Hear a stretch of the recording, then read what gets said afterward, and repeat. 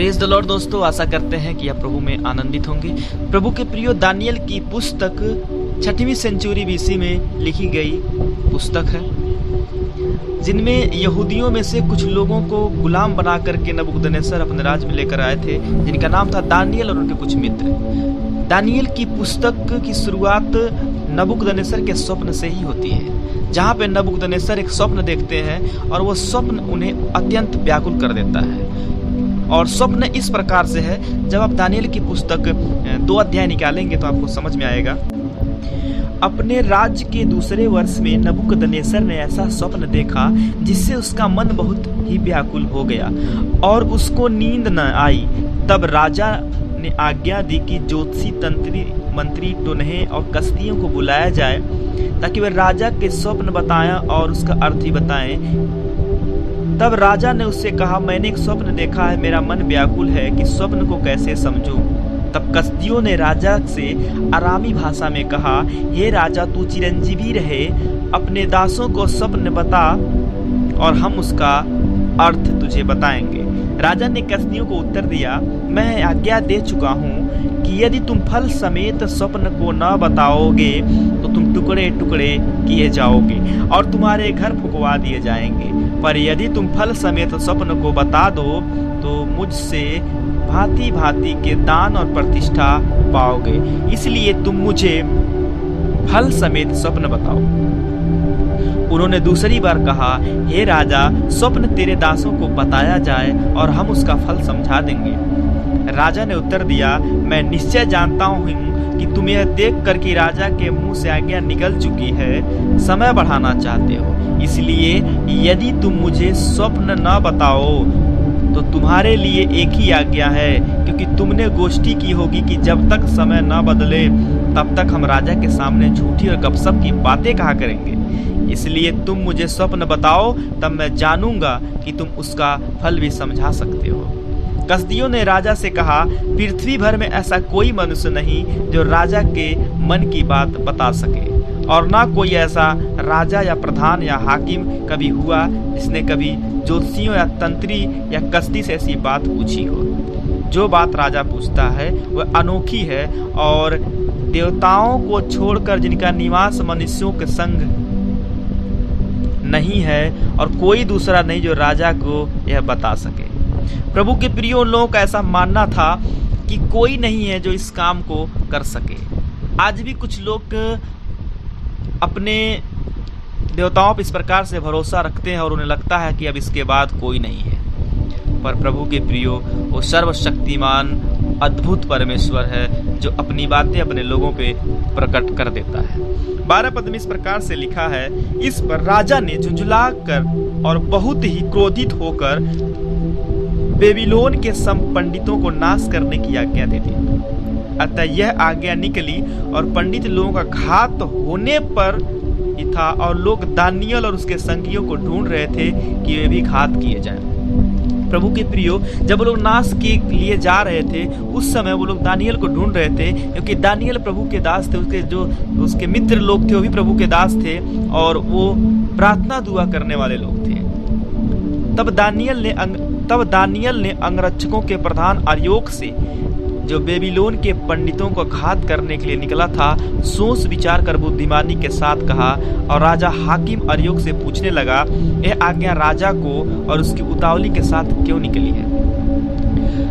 प्रभु के प्रियो, दानियल नबूकदनेस्सर के सामने लाए जाते हैं और दानियल कहते हैं कि हे राजा, इन पंडितों को छोड़ दिया जाए, मैं आपके स्वप्न भी बताऊंगा और अर्थ भी बताऊंगा। उसके बाद दानियल को उसके अगले दिन दानियल को राजा के सम्मुख लाया गया। तब दानियल ने राजा को उसका स्वप्न और अर्थ दोनों बता दिए।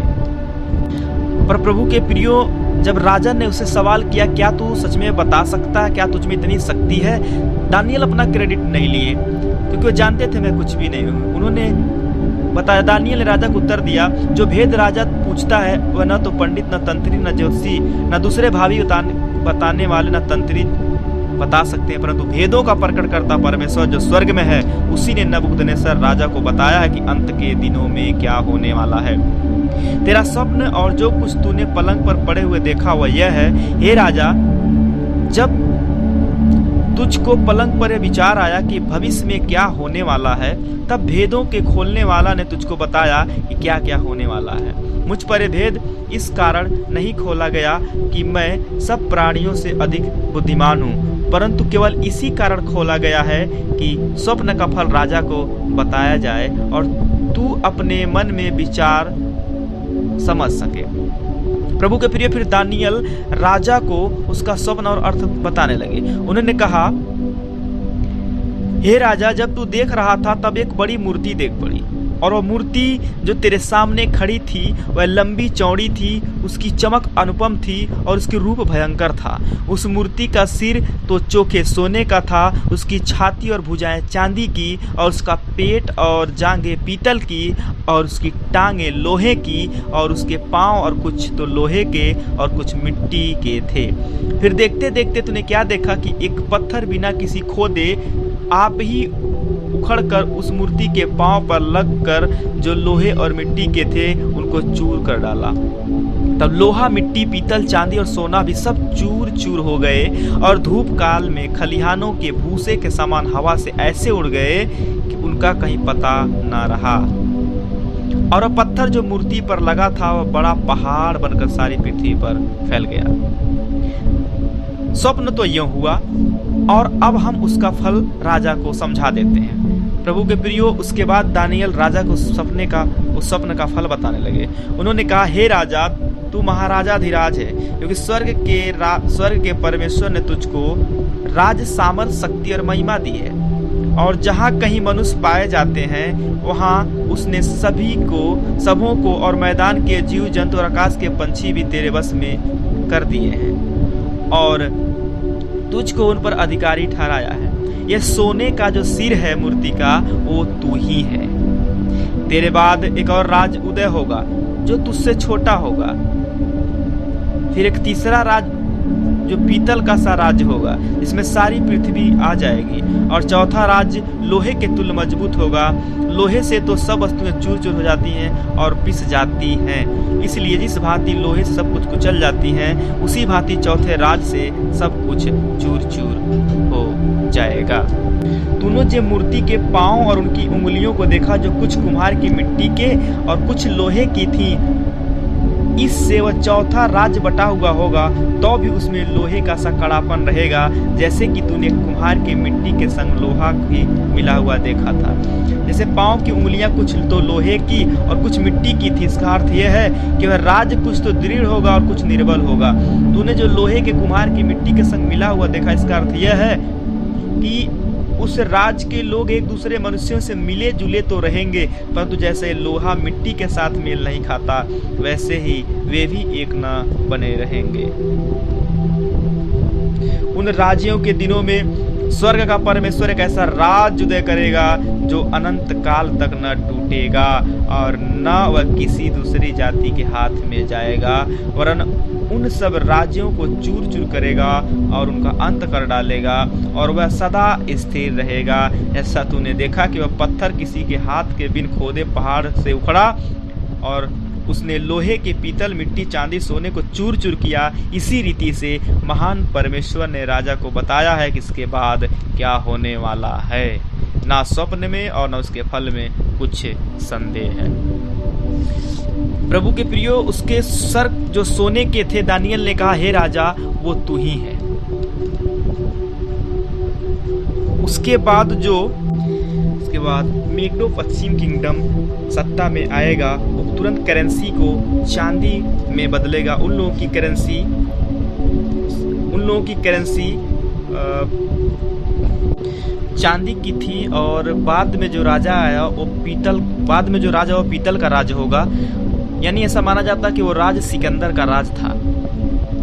उसके बाद जो लोहे का राज था वो रोमन साम्राज्य का राज था। उसे लोहे का राज भी कहा जाता है, जो कि बहुत ही क्रूर उसकी सेना थी और वो लोहे के समान लोगों से व्यवहार करते थे। और उसी साम्राज्य में यीशु मसीह आए और बाद में वो राज्य भी बट गया और आज तक बटा हुआ है। प्रभु के प्रियो यीशु मसीह के आगमन तक की भविष्यवाणियां, फर्स्ट आगमन की भविष्यवाणियां सब पूरी हो चुकी हैं और जितनी सेकंड आगमन की भविष्यवाणी है वो भी लगभग पूरी होने की कगार पे है। तो जब पहले की भविष्यवाणियां एक बिंदु पूरी हुई है तो अब भविष्यवाणियां पूरी क्यों ना होंगी। इसलिए प्रभु के प्रियो भविष्यवाणी की पुस्तक पे विश्वास करें। यशायाह ने कहा था कुंवारी गर्भवती होगी और पुत्र जनेगी, उसका नाम इमानुएल रखा जाएगा, हुआ।